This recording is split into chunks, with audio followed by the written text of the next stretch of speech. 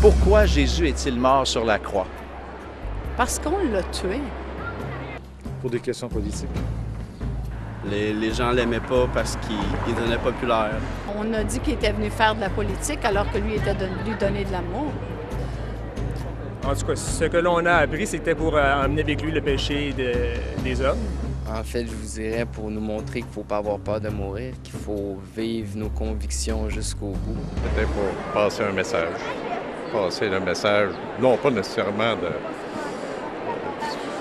visant la résurrection, mais un message comme quoi la souffrance peut-être et la mort font partie inhérente de la vie. C'est bien triste qu'un tel homme soit disparu si tôt dans la vie.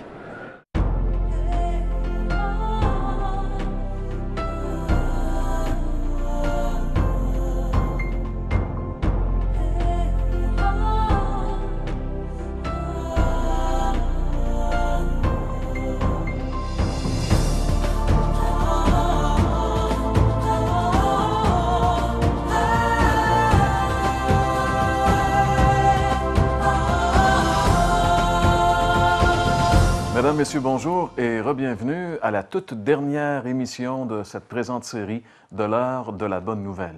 Nous allons découvrir ensemble aujourd'hui celui qui est mort sur la croix pour nous, celui qui est mort pour nous.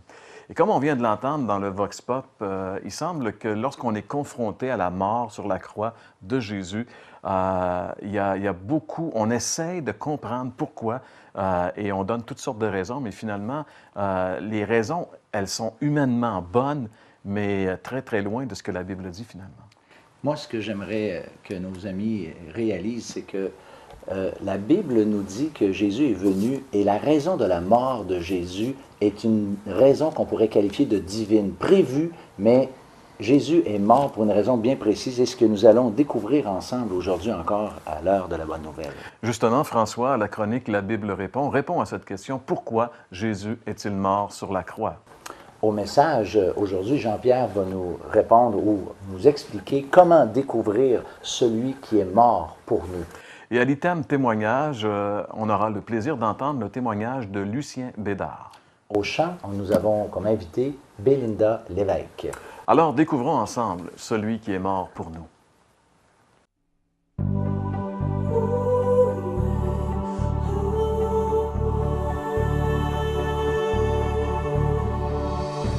Selon la Bible, pourquoi Jésus est-il mort sur la croix? Bien que notre société ait un arrière-plan chrétien, il y a plusieurs réponses qui nous sont apportées lorsqu'on pose la question.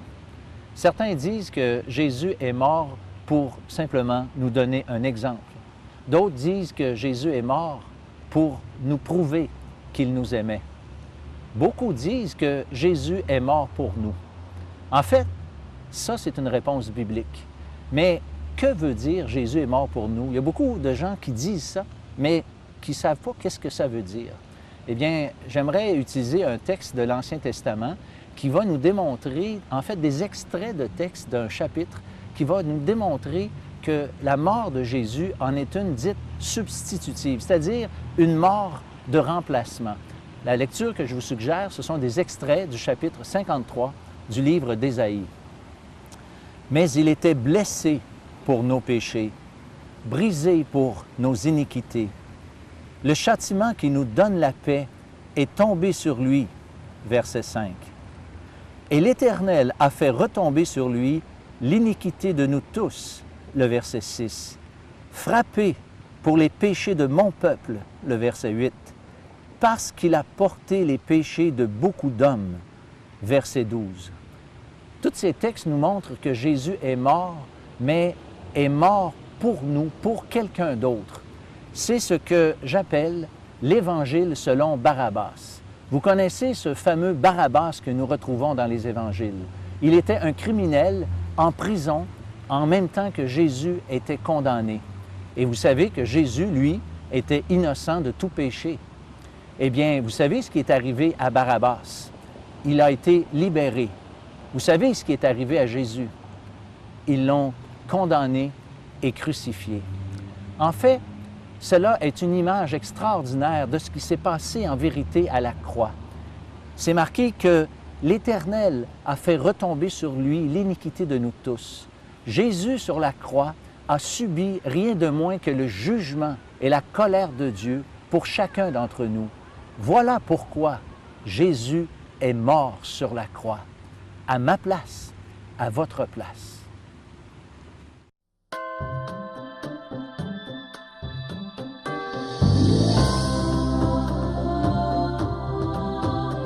J'ai fini mes études de droit. J'ai commencé à travailler et j'ai eu un poste comme chef du contentieux à l'Université du Québec à Trois-Rivières. À ce moment-là, j'étais marié, on a eu 2 beaux enfants et moi, tout allait bien, ma vie coulait. Jusqu'à 13 ans plus tard, je me retrouve devant une séparation et un divorce. Échec majeur que je considérais le pire échec et un échec total de ma vie, même s'il y avait eu des bonnes choses, mais échec total de ma vie. Et là, j'étais en désarroi profond, souffrance, un vide intérieur, etc. Et là, je rencontre mon frère Daniel, le cadet, non pas par hasard, mais parce qu'il était psychologue et j'avais besoin d'aide et j'avais confiance en lui. Et j'ai commencé à parler de ces choses-là. Finalement, quelle ne fut pas ma surprise que lui, au mois de février 1993, m'envoie une invitation à son baptême où là, lui et sa femme, Suzy, se faisaient baptiser le 21 février 1993. Ça a été une surprise pour moi parce que je savais que j'étais catholique, puis je savais qu'il avait été baptisé jeune, mais j'ai décidé d'y aller. Ou quelqu'un m'a amené à y aller, puis je pense que c'est plus ça. J'appellerais ça mon rendez-vous divin après les faits. Et j'arrive là, et comme je rentrais dans l'église baptiste évangélique de Granby, mon frère et son épouse Suzy montent sur l'estrade, et là, ils racontent ce que Dieu a fait dans leur vie. Ce que je me souviens, c'est qu'ils me parlaient de l'amour de Jésus-Christ avec un grand A. Et ça m'a touché beaucoup, tellement que les larmes me sont venues aux yeux. Et l'idée qui m'est venue à ce moment-là, c'est que j'ai vite compris que je voulais connaître ça, moi, je voulais avoir ça, et c'était la solution pour moi. À la fin, le pasteur demande s'il y en a qui veulent faire le pas et connaître Jésus-Christ, et il nous mentionne un verset qui est Jean 3,16, en disant de remplacer le mot « monde » et « quiconque » dans le verset par mon prénom. Alors, Dieu a tellement aimé le monde qu'il a donné son Fils, le monde, donc Lucie, qu'il a donné son Fils afin que quiconque, donc Lucie, croit en lui et ne périsse pas, mais qu'il, Lucie, ait la vie éternelle. Ça m'a touché. Et à la fin, il demande, il répète la question, est-ce qu'il y en a qui ce soir veulent accepter Jésus-Christ? Et j'avais juste le goût de lever la main. Mon cœur battait à tout rond. Mais là m'est revenue une phrase de mon papa qui m'avait dit, lorsque tu es beaucoup d'émotions, écoute, prends un temps de recul, puis là, raisonne le tout, laisse rentrer le rationnel, puis après ça, tu prendras ta décision. C'est exactement ce que j'ai fait. Mais après ce baptême-là, je suis allé rencontrer le pasteur avec Daniel et Suzy, et ils m'ont remis 2 livres, L'essentiel du christianisme et le salut par la foi. Livre que j'ai lu dans la semaine qui a suivi. Et je me souviens, jour pour jour, le dimanche suivant, à la fin du livre, il y avait une prière. Cette prière-là, je peux la résumer comme suit. Elle faisait en sorte que je me reconnaissais pécheur, ce que j'avais déjà accepté, que j'étais perdu, que je ne pouvais pas, par mes œuvres, mes bonnes actions, m'en sortir, gagner mon ciel, comme j'avais toujours entendu, mais que Christ avait tout accompli à la croix et qu'il s'agissait tout simplement que lui, qui m'offre ce cadeau-là, je l'accepte comme mon sauveur et Seigneur de ma vie. C'est exactement ce que j'ai fait. Je me suis mis à genoux et j'ai fait cette prière-là du fond du cœur. Et je me souviens, tout de suite après, là, il y a une immense joie qui m'a rempli. Et je me souviens, le vide que je ressentais, là, il était comme pas présent. Il était comme disparu. Et là, je ne pouvais pas me retenir. J'ai pris le téléphone, j'ai appelé mon frère, puis je lui ai dit, Daniel, j'ai une grande nouvelle à t'annoncer. J'ai dit, j'ai accepté le Seigneur. J'ai dit, j'ai accepté Jésus-Christ dans ma vie. Lui est resté bouche bée à l'autre bout, sidéré, comme s'il ne savait pas trop si c'était vrai ou pas vrai, mais il a vite compris que c'était vrai. Et je te dirais, depuis ce temps-là, le Seigneur a fait maintes et maintes choses. Ça fait 12 ans que je le sers, Jean-Pierre, et je viens de prendre ma retraite il y a 3 semaines. Et le but de ma retraite, c'est de le servir pour le reste de ma vie jusqu'à ce que je le rejoigne parce que j'ai l'assurance de la vie éternelle.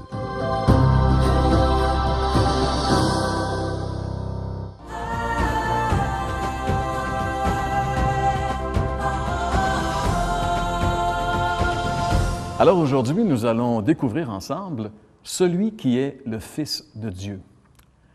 Le fait qu'un jeune rabbin juif de 33 ans ait été exécuté par les Romains au début des années 30 de notre ère en Israël n'a vraiment jamais été contesté par les historiens. Mais Jésus de Nazareth, qui était-il vraiment? Était-il qu'un des nombreux agitateurs religieux qui pullulaient à l'époque de Jésus? Ou était-il, comme lui-même l'a affirmé, le Fils de Dieu, c'est-à-dire Dieu le Fils, Dieu manifesté en chair? Eh bien, le témoignage de son principal bourreau est très éloquent et très important à ce sujet. Et c'est d'ailleurs à partir de ce témoignage que nous allons ensemble découvrir aujourd'hui celui qui est le Fils de Dieu. Et pour ce faire, j'aimerais vous inviter à tourner avec moi dans la Bible, dans l'Évangile selon Matthieu, au chapitre 27, et nous allons lire ensemble les versets 50 à 54. À ce moment, Jésus poussa de nouveau un grand cri et rendit l'esprit. Et voici qu'au même instant, le rideau du temple se déchira en deux, de haut en bas. La terre trembla, les rochers se fendirent, des tombes s'ouvrirent, et le corps de beaucoup d'hommes fidèles à Dieu qui étaient morts ressuscitèrent.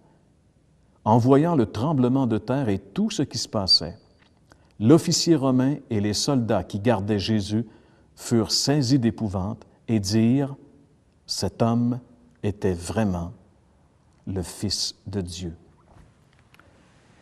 La Bible nous révèle que quand Jésus est mort sur la croix, plusieurs phénomènes surnaturels, étranges, se sont produits.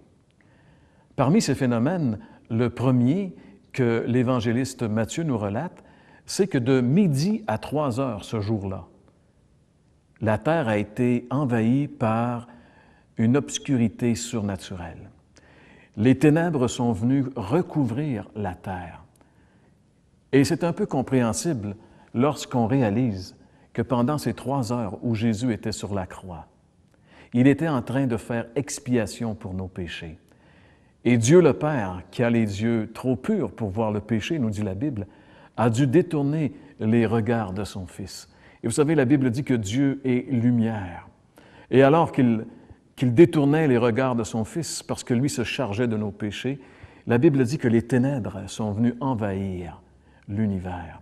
Il y avait des ténèbres sur toute la terre, ténèbres surnaturelles. Certains ont déjà dit que c'était une éclipse de soleil, mais c'est impossible parce qu'un éclipse ne dure pas 3 heures et n'amène pas les ténèbres sur toute la terre. C'était un phénomène extraordinaire, un phénomène surnaturel où Dieu venait mettre son doigt pour dire « Celui-ci est mon Fils bien-aimé, en qui maintenant je me détourne parce qu'il est en train de porter vos péchés. » Phénomène extraordinaire, l'obscurité qui est venue pendant 3 heures, de midi à 3 heures. Un autre phénomène de la crucifixion de Jésus qui peut-être passe inaperçu très souvent, c'est que la Bible dit que juste avant de rendre l'Esprit, Jésus a poussé un grand cri.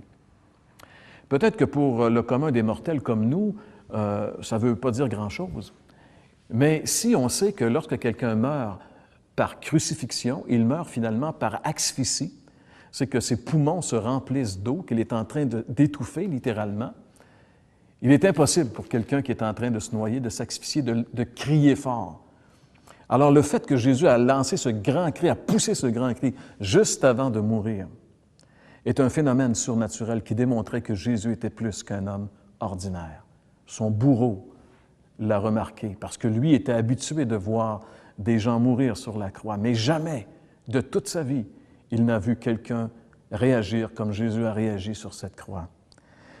Un autre phénomène surnaturel qui s'est produit à l'instant où Jésus a été crucifié, c'est la Bible dit que le rideau du temple s'est déchiré en deux depuis le haut jusqu'en bas. Le rideau du temple était ce qui séparait les deux endroits, les deux chambres qu'on pourrait dire du temple à Jérusalem. Ce temple était fait sur le modèle du tabernacle que Dieu avait donné à Moïse dans le désert. Et il y avait deux endroits, deux chambres dans le temple, dans le lieu où Dieu résidait. Il y avait le lieu saint, c'est-à-dire un endroit où les hommes pouvaient pénétrer, où les sacrificateurs pénétraient à chaque jour. Il y avait un voile et de l'autre côté du voile, il y avait le lieu très saint. Personne ne pouvait pénétrer là. C'est là que Dieu résidait. Et là, il y avait l'arche de l'Alliance. Et une personne seulement pouvait pénétrer cet endroit, c'était le grand prêtre, le souverain sacrificateur. Et encore, il ne pouvait y pénétrer qu'une seule fois par année, le jour des expiations. Mais lorsque Jésus est mort, à l'instant où Jésus est mort, et ça c'est très significatif, il est mort à 3 heures ce vendredi après-midi, et 3 heures était le moment où on offrait le sacrifice dans le temple, eh bien, le rideau s'est déchiré du haut jusqu'en bas, qui signifie vraiment que c'est le doigt de Dieu qui a déchiré ce rideau et qui démontrait que dorénavant, l'accès à Dieu était possible à travers ce que Jésus était en train d'accomplir, ce qu'il avait accompli sur la croix. Phénomène surnaturel. Le rideau du temple qui s'est déchiré du haut en bas n'est pas l'œuvre d'un homme, mais c'est Dieu qui a manifesté l'approbation du sacrifice de Jésus. Un autre phénomène qui s'est produit lorsque Jésus a été crucifié, à l'instant où il a rendu l'Esprit, la Bible dit qu'il y a eu un grand tremblement de terre. Vous ne trouvez pas ça un peu spécial, un peu bizarre, que le tremblement de terre arrive immédiatement à l'instant où Jésus rend l'Esprit? Un immense tremblement de terre. La Bible dit que les rochers se sont fendus. Tout a été ébranlé. Et non seulement cela, un autre phénomène qui s'est produit simultanément, la Bible dit que le corps de fidèles, d'hommes fidèles à Dieu qui étaient morts, ont ressuscité à ce moment-là. Ils sont redevenus à la vie, ce qui démontrait que l'œuvre de Jésus à la croix allait permettre à ceux qui sont morts dans leurs péchés de pouvoir revenir à la vie, d'avoir une vie nouvelle. Mais c'est un phénomène surnaturel qui s'est produit à l'instant même où Jésus est mort sur la croix. Et finalement, un autre phénomène, c'est la confession de l'officier romain.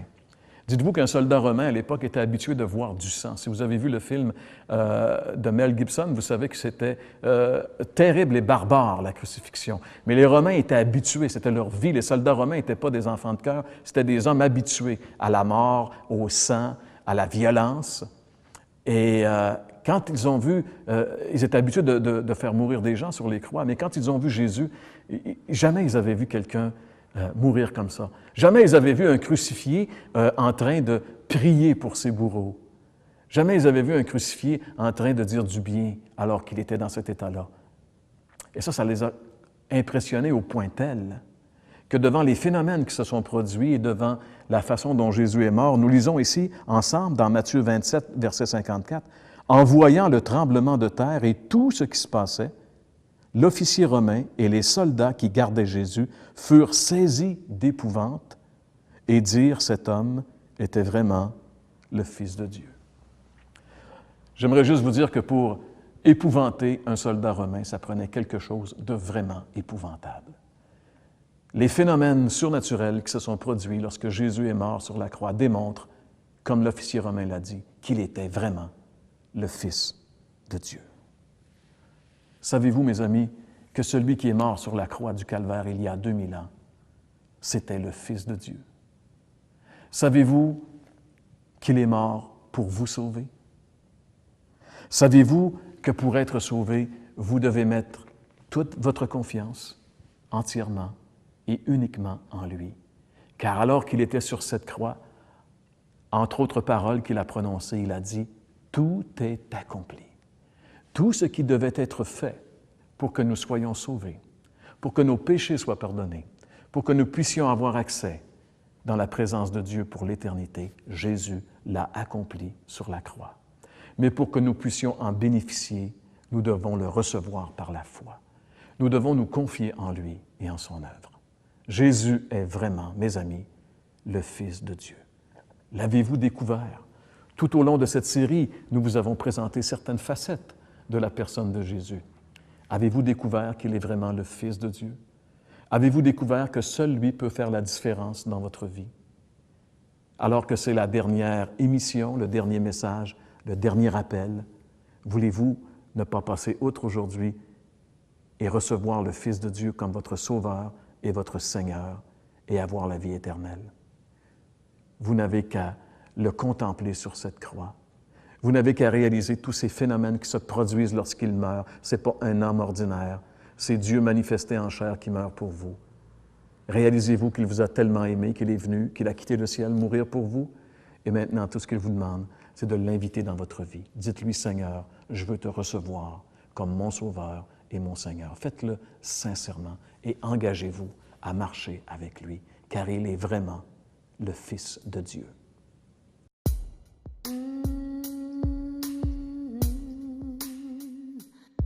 Cherche l'Éternel pendant qu'il se trouve, retourne à lui alors qu'il est encore là.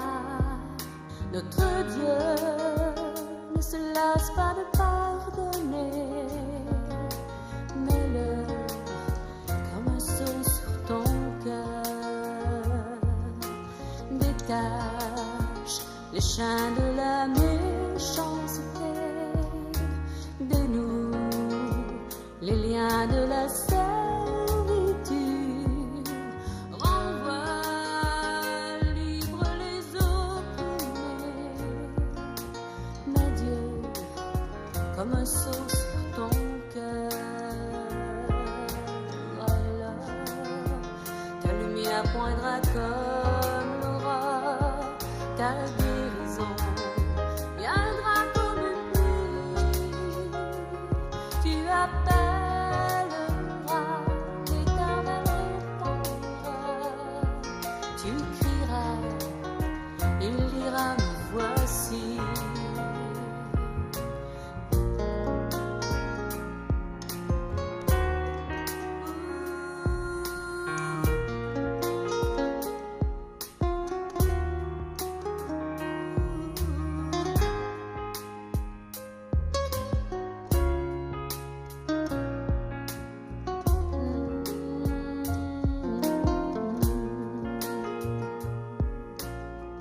Partage ton pain avec celui qui a faim, accueille les malheureux sans asile, couvre celui qui est dénudé, mets Dieu comme un sceau sur ton cœur, alors ta lumière poindra comme l'aurore, ta guérison viendra comme une pluie. Tu appelleras, l'Éternel répondra. Tu crieras, il dira, me voici. Alors ta lumière poindra comme l'aurore, ta guérison viendra comme une pluie. Tu appelleras, l'Éternel répondra. Tu crieras, il dira, me voici. Cherche l'Éternel pendant qu'il se trouve, retourne à lui alors qu'il est encore là. Notre Dieu ne se lasse pas de pardonner, mets-le comme un sceau sur ton cœur, mets-le comme un sceau sur ton cœur, mets Dieu comme un sceau sur ton cœur.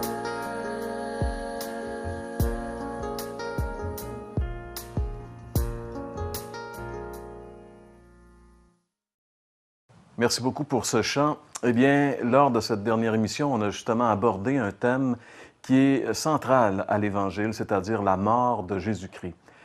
Tout au long de cette émission, de cette série d'émissions, finalement, on a essayé de découvrir qui était vraiment ce personnage qui a marqué l'histoire de l'humanité. Qui est-il vraiment? Il a dit qu'il était Dieu manifesté en chair. Il a dit qu'il était lui-même Dieu, qu'il était la vérité, le chemin, la vie, que personne ne pouvait aller au Père sans passer par lui. C'est pourquoi la chose la plus importante qui existe finalement sur la terre, c'est de découvrir qui il est. Et on espère que tout au long de cette série d'émissions, vous avez pu vraiment découvrir qui est Jésus-Christ. N'est-ce pas, François? Oui, Jean-Pierre. Moi, j'aimerais inviter nos auditeurs à... Peut-être on n'est pas sûr encore de quoi il s'agit. D'abord, faire venir notre littérature, ça peut vous aider, mais pourquoi ne pas lire la Bible, la parole de Dieu? Elle nous fait découvrir celui que nous sommes efforcés, en fait, de vous présenter pendant ces 13 émissions. Absolument. Puis d'ailleurs, il y a beaucoup de préjugés concernant la Bible. Vous savez, la plupart des gens qui disent que c'est un livre qui est rempli de contradictions et de choses comme ça, bien, la plupart des gens qui disent ça l'ont jamais lu vraiment. Alors, il y a trop de préjugés. Et si vous voulez justement connaître que ce sont des préjugés mal fondés, bien, c'est à vous de faire le pari de prendre la parole de Dieu et de la lire. Et demander à Dieu qu'il vous éclaire. Et vous allez voir que c'est vraiment la parole de Dieu et elle est vivante et vraie. Jean-Pierre, j'aimerais moi annoncer un déjeuner de l'espoir qu'on va avoir. C'est pas tout de suite, c'est seulement samedi le 15 avril sur la rive sud de Québec, au 780 rue Commerciale, au Pizza Royal. Nous vous invitons pour 9 heures. Le déjeuner, c'est vraiment gratuit et vous allez entendre à cette occasion le témoignage d'une personne dont la vie a été transformée. Eh bien, mes chers amis, c'est déjà finalement tout le temps qui est à notre disposition. François, ça passe vite quand même, 13 semaines. C'est déjà terminé, l'heure de la bonne nouvelle, édition de 2006. Mais si l'heure de la bonne nouvelle est terminée, il n'en demeure pas moins que les déjeuners de l'espoir, eux, se continuent. Il faut prendre le numéro en note pour tout l'été, l'automne, etc. Et même, vous pouvez également communiquer avec nous durant l'été. Alors, on espère avoir le plaisir de se retrouver en 2007 pour une autre série de l'heure de la bonne nouvelle. L'heure de la bonne nouvelle tient à remercier le manoir Brickey. Dieu ne se lasse pas de pardonner, mets-le comme un sceau sur ton cœur, mets-le comme un sceau sur ton cœur, mets Dieu comme un sceau